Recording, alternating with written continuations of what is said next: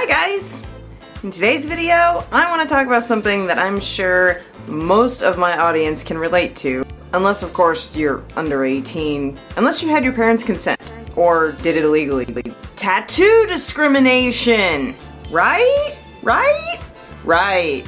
So, as most or all of you know, I have a bountiful array of tattoos. Most of them can be covered up with long sleeves or a shirt, you know, that covers a little mousey. But I do have two that are visible. Right here. I basically just want to share in some frustration with everyone else who has to go through this tattoo discrimination of pretty much every kind, everywhere you go. First, just in general, when you go out in public, if any of your tattoos are visible, and especially if all of them are, if you happen to have a lot, or sleeves, or very graphic ones, or whatever, strangers will judge you. I mean, obviously not a lot of them are gonna come up to you and be like, "Excuse me, do you know that you look like a hooligan and I'm judging you?" Most of them are probably gonna limit it to some sort of glare or little scooting away from you type of thing, like, "Ew, get away from me, you toxic bastard." Whatever, it is what it is, you're in public, there's not much you can do. But it is still really annoying and makes you want to bitch slap the hell out of people. But when the discrimination and judgment against your tattoos comes down to affecting way more than just the general interaction with strangers and people you're never gonna see again, it really sucks. Item 1, getting a job. Now, all of us with tattoos, I'm sure, have been warned by friends, family members, and even probably your tattoo artist that certain tattoos and certain locations of tattoos will probably affect your careers or jobs in the future. Luckily, I haven't had any problems with it because I actually do currently work at a place that does not allow visible tattoos. Go figure. They are gracious enough to let me cover up the two on my hands with band-aids and or makeup, and I just have to wear long sleeves, so it's really not a big deal. However, there are some places where you will go to find work, and even if you are damn qualified and have all the necessary skills, have the personality, like you're just in there, you are qualified in every other way, they see your tattoos and they're like, "No, I'm sorry, but we're going to hire a much less qualified applicant who does not have offensive body art." Yeah, thanks, douchebag. I've never understood what the deal is with the jobs thing, honestly.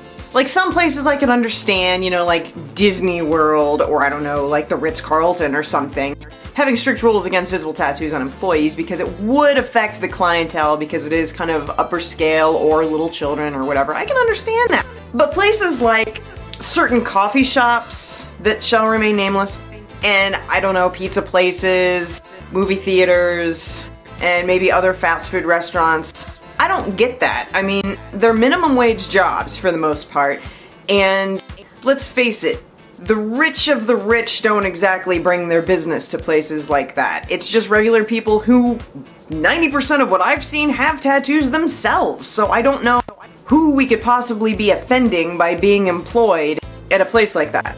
Another place that the tattoo discrimination really doesn't necessarily affect anything, but it really tends to get on my nerves, is when I have to go to the doctor or the hospital. A very recent example of such a thing was yesterday when I passed out in the bathroom and hit my head on the shower wall and fell into the tub for no apparent reason. I barely smoke at all. Like, maybe 1 or 2 cigarettes a day tops if I'm stressed out or something. I don't drink at all. I never have. And I never will. I've never been drunk a day in my life. I don't use any drugs. I eat well. I am healthy. I exercise. And I'm a good, moral, upstanding citizen who doesn't participate in dishonest activities. But I have tattoos.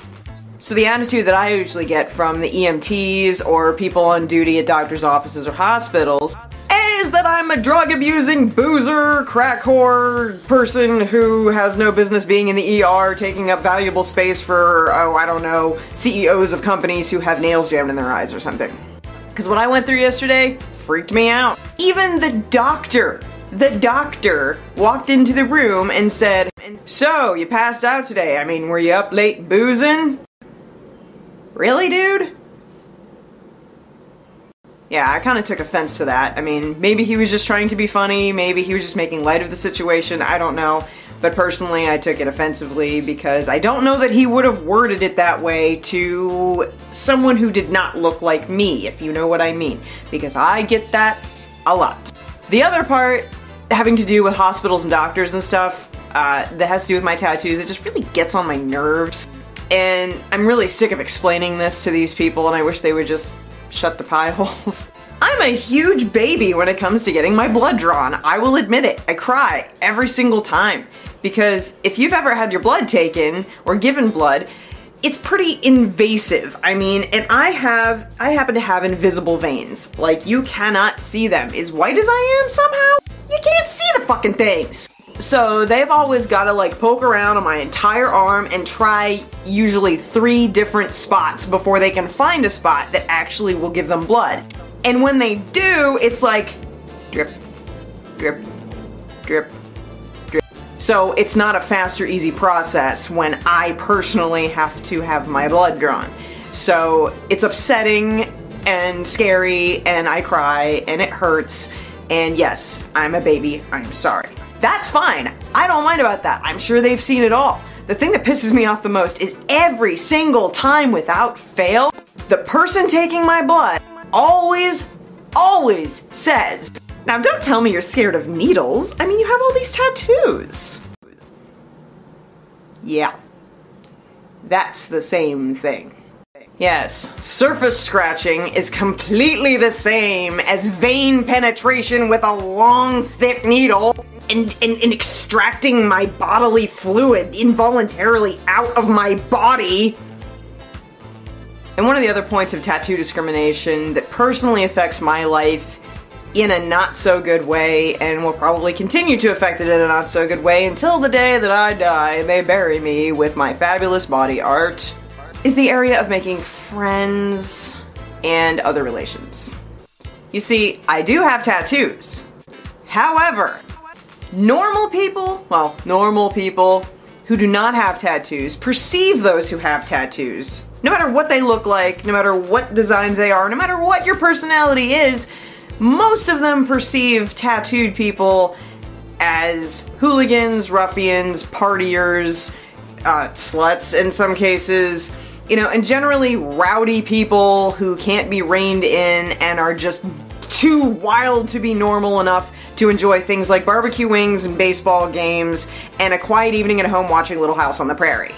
So, the normal people that I'm most comfortable associating with don't really want to associate with me. They don't give me a chance because they take one look at me and assume that I am not going to mesh with their personalities. So either I don't get to date them, I don't get to be friends with them, because they automatically make these assumptions when in fact they're completely wrong. I love baking cookies and watching Little House on the Prairie. I love going to baseball games and eating nachos until I puke. I love going to church and singing songs and drinking coffee at a quiet little cafe with a little scone on a plate. I don't party. I don't go out and do stuff. I'm not crazy. Much.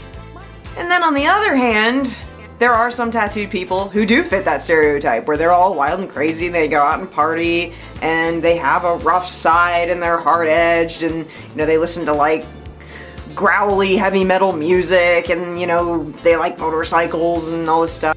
Not saying that that's bad. I'm just saying, I mean, stereotypes exist for a reason. I mean, they have to be based on something. So a lot of people who have a lot of tattoos misinterpret my personality too. They are drawn to me because, oh, she has tattoos. She must be like me. She understands me. That's actually how Derek and I met. He and I were the only 2 people who had tattoos who worked at Papa John's, and we were like instant friends because of it. It was like an instant bonding thing. So sometimes, yes, it can be good. But he did tell me later that my personality turned out to be way different than he thought it would be, for that exact reason. So it's kind of awkward because I don't get along with people.